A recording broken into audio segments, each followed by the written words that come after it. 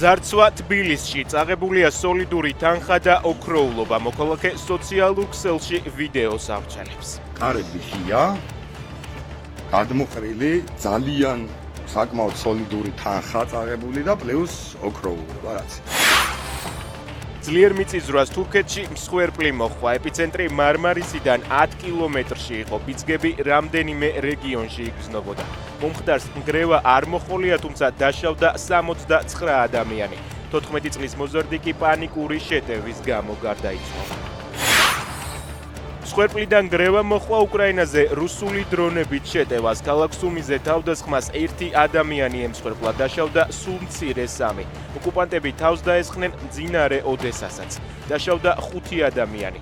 იერიშის დროს დაზიანდა საცხოვრებელი სახლები და სამოქალაქო ინფრასტრუქტურა. რუსეთის მიერ უკრაინაში ომის დაწყების შემდეგ ოკუპანტებმა მილიონამდე ჯარისკაცი დაკარგეს. ინფორმაციას უკრაინის გენშტაბი ავრცელებს. კუნძულ სიცილიაზე ვულკანი ეტნა ამოიფრქვა. კვამლი და ფერფლი 1 კილომეტრის სიმაღლეზე შეინიშნებოდა. ვრცელდება კადრები, როგორ გარბიან ვულკანის დასათვალიერებლად ჩასული ტურისტები ადგილიდან.